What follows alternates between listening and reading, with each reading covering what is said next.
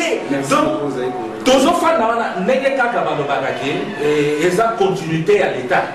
Pour et le comment côté que le moitié à la main. Donc, n'a pas dit que les téléspectateurs n'a biso bazali ko soit idée au moins na sikanini meba ezali ko uta et na sikanini na lobigete na poste ko ya to ko bino président ya bureau exécutif to membre yoko influent ya bureau exécutif amika ko limbo la biso makambo oyo vraiment conseil des sages azali ko ebisa biso na kati ya communauté tozali wana tokolanda isika nyonso moto oyo azali komema nungu to nzela ya mabe.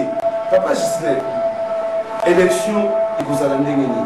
Élection ezali ba Congolais basa la confiance na bato baponaki élection ezali élection tant bazo ba élection mais il faut biso na nous toujours diriger toyeba élection wana ba pesi yango pouvoir et pas ya nani ya conseil des sages. Dans l'article 35. Article 35 de l'Obénin.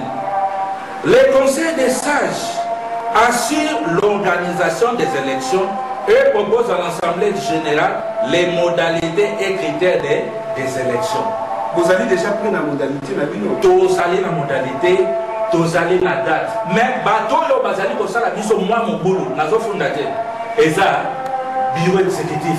Balobio bandi balekisa nini comment na monene balekisa bilan na bango na botuna bango motuna bilo bobo lekisa biso conseil des sages to sala audité est-ce que bilan wana ba assemblée générale ba kondimango déjà to bandaki na bobuki mibeko to continuer kaka bongo te kobuka mibeko mais tant to ba kobuka mibeko mais ba oyo ba buki mibeko wana ba yebi.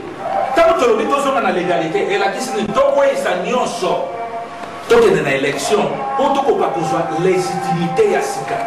Élection n'est pas ta biso. Tant que tout est dans l'élection. Il y a beaucoup de théâtre. Dans l'élection, bah il y a des biso au ambassade et boy pour que ça biso Sika. Mais ça c'est du théâtre. Du théâtre.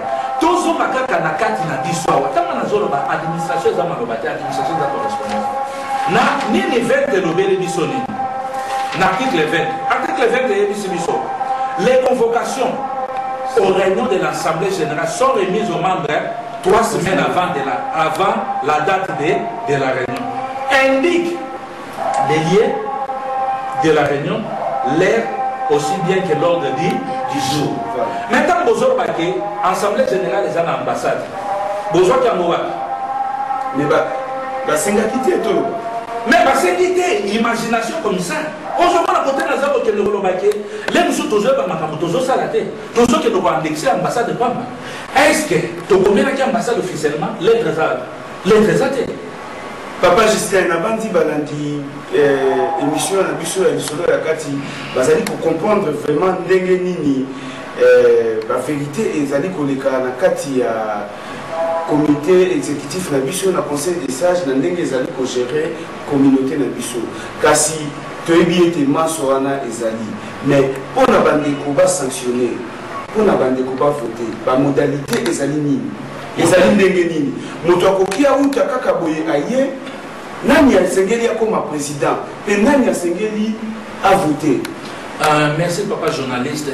Modalité ezali boye na bana tant to kokoma na ba modalité to ko publier ngo pa ya congolais nyonso na kati d'Égypte kasi yebisa biso ata congolais nyonso oyo azali majeur azana droit ya ko voter et ya ko pesa candidature na yekwa comme président sans exclusion.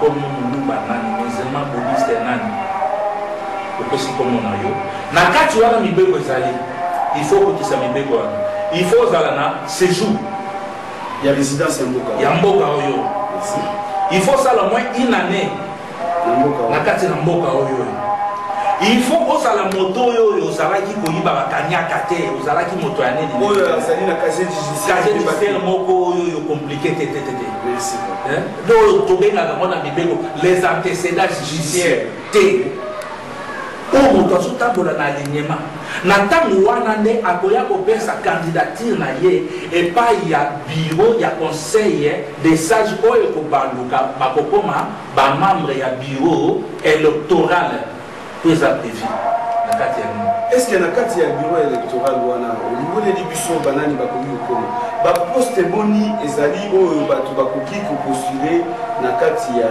comité de communauté congolaise ya Égypte? Na conseil des exécutifs toza na deux postes, présidence na vice-présidence.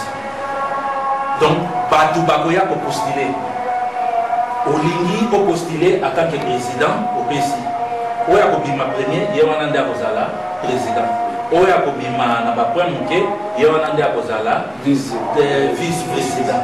Donc élection kosalema le même jour et dépouillement le même jour, proclamation le même jour. Et bon, membre de sous basali pour constituer bureau exécutif.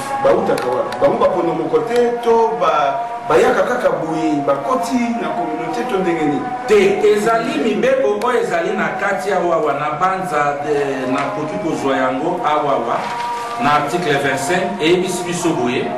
Le bureau exécutif est nommé après approbation du conseil des sages par le président et les vice-présidents. Tant que vous votez, président Bimi, vice-président Bimi. Bango de Bakotona, Bakitamina Bango. Président Abanda Kozala, Kozwa, Batumisatu, vice-président Batumisatu, mais Naboyoka, qui a intérêt à la diaspora. Nde bakoyoka na bango na bango soki basilisa ni koyoka na batindeli biso liste batu ya conseil des sages nde approuvé bakoti na musala tokotala mpe bacritère oyo asengeli akoka kozala aza apte habilité ya kosala nini tututututu soki akoki te todéclasse soki akoki tokotika ye asali mosala mpona intérêt supérieur donc na ndenge wana nde tokosala mais oyo akofote otumaki motuna malamu Congolais nyonso oyo azali bino bozali na système ya bakarte électorale te po toyebiki bino baloi bino mibeko bino mikanda ekokoma te ke toye mokolo yango kovote boye lokola tozangi carte électorale tovote te papa eza na stati te okobanda kotanga stati awa ebandeli ti suka nile part ezali eza te donc naye kaka na bik na ngai na stilo na ngai na boni momoin ozala rwandais wana kovote te Burundi au voté. Nous sommes Congolais, oye au voté. Bakoki ko la liste ko la pembe na dobi toza ini par les sorts et les sangs. Et la diaspora ya biso toko bengana nani toko tikana. Donc monite que fraude na kati ko ko na kati te papa fraude ça. Ndenge nini koyeba ke moto azali congolais parce que bande ko na biso ya ekolo ya Cameroun bakoba koloba lingala koleka même na biso ba congolais.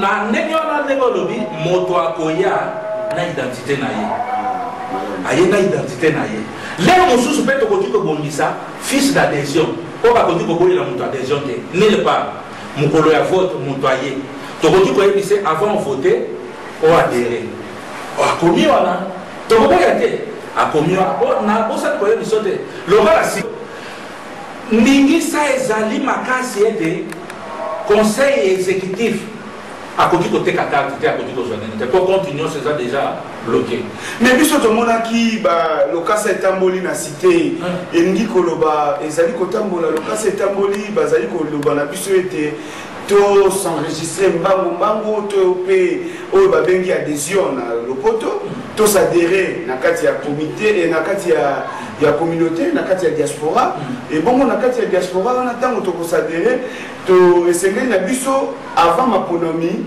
tozala na carte de membre mpona kopono oyo azali mokambina bakambi na biso na kati ya communauté tango bazoteka ngo bambia balobi na biso pour ba raison oyo vraiment to éviter komema mwa polémique mingi balobi ezali nango talo mingi te ezali wana ekomi violation massive donc violation ya statut donc yo koyebisa lelo bandeko basomba carte te papa te wana tokobuka mibeko tosalela oyo statut elobi donc yango statut elobi ne nakati te papa journaliste tozonga nano na 38 bato bakotisa biso mobulu omoni eloko ezoboma biso toza na mobulu na kati na mboko 38 elobi nini 38 yango nazotanga à l'échéance tosokomi na suka oyo tozosala baaffaire courante. Donc, papier, là, nous signature, nous présentons, nous bakanga qui non président qui est président conseil. Sont des affaires courantes. Faites attention. Pour bien à l'échéance, noir sur blanc, à l'échéance, les comptes sont arrêtés 15 jours avant. Dans la compte union sort. Kanami, ton ordi. Les lots sociaux disent ça, la maquille, la l'égalité. Pour ça, les comptes nous sont. Si vous vous ôtez comme bon, mais si vous avez dit ça, l'Assemblée générale est pour ça le matin. Non, l'Assemblée générale est allée. Bon, on dit ça, on dit ça, pour aboutir mes bébés. Si vous avez dit ça, vous allez dans le discours, vous allez ça, vous allez à l'Assemblée générale, où est le président de ça dans 35. Vous allez ça, vous allez dans 35 et oui, présente leur rapport de contrôle sur la gestion des comptes de l'association à l'Assemblée générale. Togoya a discours na biso. Vie ça, vie violation ça, vie ça. Nous n'étions pas en mesure d'aller faire l'audit vis à vis. Et ça, par contre, si vous débat ezali ki yamboete bopono bakambina biso na kati ya communauté. Et c'est dit aux à la carte des membres. Ils ont dit pas, ils allaient la carte il y a. Balobi, mon tout le monde a connu que Tchaï Loko, ils allaient à Wate. Mais donc à la carte, il y a statut à mon papa Justin Balobi était membre Nyosoya. Membre effectif. Azali Nandingisa Yakopono, Azali membre effectif. Membre effectif, Azali Nini. Toi, n'a pas cosa qui m'isotala, Yoka. Na ebandeli na nyonso ezali organe na oyo elobi toza na 3 organes. Voilà. Balobi assemblée générale eza liboso, bureau exécutif na conseil des sages. Wana eza eloko ya liboso. Mais siko s'agissant ba membre awa tokozwa to banana na ba membre. Yango yo na banda tous toujours. Tozali na 3 sortes ya ba membre. Toza na ba membre effectif. Voilà. Membre sympathisant na membre d'honneur.